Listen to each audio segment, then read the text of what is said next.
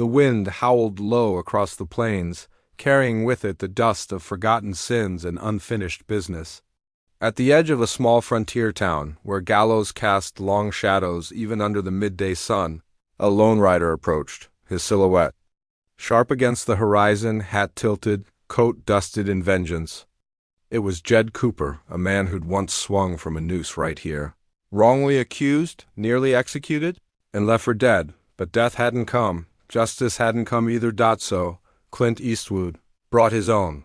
The townsfolk stared from behind windows and swinging saloon doors. Whispers spread like wildfire. He's back. The man who survived the rope. The lawman who'd once worn the badge. Now here to face the very men who tried to kill him. Jed tied his horse outside the sheriff's office, boots landing hard on the wooden planks. Each step echoed like a war drum.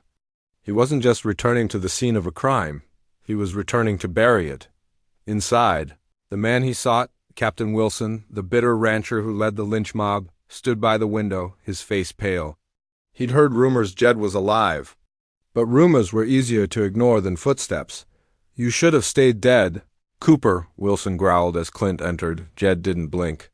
His voice came low, like a storm creeping in. "You should have made sure the rope was tight."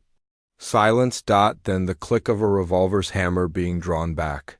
Not in haste, not in fear, but in ritual. The final duel wasn't about who was faster. It was about who had waited longer. Who had more ghosts. And today, those ghosts were heavy in the air. The room was so still you could hear the slow creak of the saloon sign outside twisting in the wind. Jed Cooper stood just inside the threshold of the sheriff's office, dust still clinging to his shoulders like ash from an old fire. Across the room, Captain Wilson placed his hand on his gun, trying to keep it steady, but his eyes betrayed him. They flickered.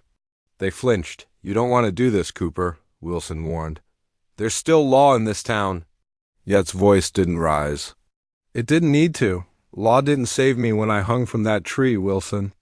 He took another step forward, boots scraping the floor. A deputy, young and unsure, reached for his holster, but Jed shot him a glare so cold it froze the man where he stood. "This is between me and him," Clint said, his voice like dried leather. "You move and you join the list." Wilson's breath quickened. He was sweating now. His face was a mixture of pride and panic, a man who once believed the badge made him invincible. But that belief was unraveling, and standing before him was the unraveling thread. "You were a thief," Wilson snapped. "You were guilty." "I was a U.S. Marshal," Jed replied, his voice sharp enough to cut bone. "You didn't wait for proof. You strung me up like an outlaw. You left me swinging." And now Wilson knew there was no walking away from this. They stepped outside, the door swinging open like a gallows trapdoor. The street was empty now, cleared by the kind of fear that only shows up when justice is personal. Townsfolk peered from behind curtains. Mothers held their children close. Everyone knew what this was, a reckoning. Wilson and Cooper faced each other, 10 paces apart. The sun bore down like judgment itself. A tumbleweed rolled lazily by, as if even nature knew this was the moment history would turn. Jed adjusted his hat. Wilson cracked his neck, and for a heartbeat, time held its breath. The air between them shimmered in the sun's glare. 10 paces apart, but it might as well have been a mile of memory, every heartbeat a reminder of what was stolen. Yet's honor, his name, his life. Captain Wilson's hand hovered near his holster, fingers twitching like a man trying to outrun fate. A single fly buzzed through the silence. Jed Cooper didn't move. He had no tells. No blinks, just the cold, steady stillness of a man who'd already made peace with what needed to happen. This wasn't about revenge anymore. It was about setting the ledger right. A breeze picked up, tugging at the dust in slow spirals. It whirled between the two men like the last breath of something old dying. And then the shot rang out like thunder on dry land. Wilson flinched, but too slow. Yet's revolver was already smoking. Wilson staggered backward, the color draining from his face. One hand clutched his chest, the other his pistol, now useless. He dropped to his knees, stunned. Not by the pain, but by the certainty. As if he always knew it would end this way. You were supposed to be dead?" he gasped. Jed stepped forward slowly, no joy in his eyes, just finality. I was. Wilson collapsed face first into the dirt. Dust rose around him, then settled quietly. No one came running. No one screamed. Because this was justice in a town that had long forgotten what the word meant. Jed reloaded calmly, each bullet sliding into place like punctuation. Behind him, the sheriff, an older man who once turned his head when the lynch mob rode out, stood watching from the saloon steps. He didn't say a word. He didn't have to. He just nodded. Jed holstered his gun and tipped his hat. The silence that followed wasn't fear. It was respect. The echo of the gunshots still lingered in the walls of every building.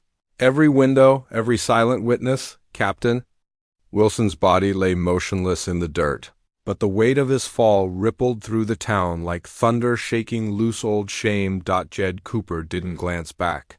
He didn't need to. His boots moved slowly, purposefully, down the center of the street.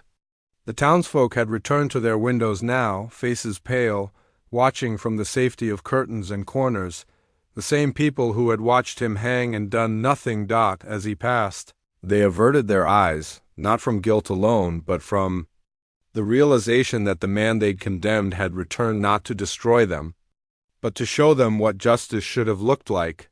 Outside the general store, the town preacher stepped onto the porch, hat in hand. "It won't bring back what they took," he said gently. Jed paused. His face, as always, unreadable, carved from years of grit and loss. "No," he replied. "But it might stop the next man from swinging." He kept walking. At the edge of town, the gallows still stood, tall, rotting, and crooked. Jed stopped and looked up at it. The noose was gone, but the stain of its shadow still stretched long over the ground. He remembered the burning rope, the cracking branch, the way his breath had left him when he was hanged for a crime he didn't commit. He reached into his coat and pulled out a match. One strike. The flame danced for a moment, flickering in the wind, and then he touched it to the base of the gallows. Dry wood caught instantly. The fire rose fast, like it had been waiting. People watched from a distance, saying nothing, not stopping him, not moving toward him. The town understood. This was a funeral. Not for Wilson. Not for Jed. But for the lie they'd all lived under. And as the flames licked up the posts and beams, cracking the dry wood to cinders, Jed turned, mounted his horse, and rode away. No badge. No applause. Just silence. And somewhere behind him, the gallows finally collapsed. The fire burned long into the night, even after the flames had died. The townspeople stood by the blackened remains of the gallows, staring at the ashes. No one spoke. Not because they didn't have questions, but because for the first time in years, they finally had answers. The man they had wronged had returned not to kill them, but to confront their cowardice, to burn the symbol of their silence, and to leave them with something they couldn't run from, truth. And then he was gone. Jed Cooper rode into the hills, his silhouette swallowed by the amber twilight. No one followed. No one dared. He had no destination. Justice didn't need one. Back in the town, changes began to take root. The sheriff, once a man of convenience and fear, stepped into the church the next morning and laid his badge at the altar. "I served law," he whispered, "but he reminded me what justice feels like." The young deputy, the one who'd nearly drawn his gun on Jed, took the badge next, but with a vow. No one swings without a trial. Not in this town, not. Again, families who had remained silent during Yet's hanging spoke up. Some brought food to the graveside of the marshal who once vouched for him. Others carved his name into stone next to their own kin. Finally recognizing him as one of their own, the town slowly changed. Not overnight, not with fanfare, but with honesty. In the years that followed, folks told the story of the man who came back from the noose. Some said he was a ghost. Others swore he was still out there, watching, waiting, making sure no one ever swung for a crime they didn't commit. Children would ask, "Did he ever come back?" And the old-timers would nod slowly. "No, but if you ever see dust on the horizon and the wind carries a whisper, just be sure you're not hiding anything, because justice may leave, but it never forgets the road back."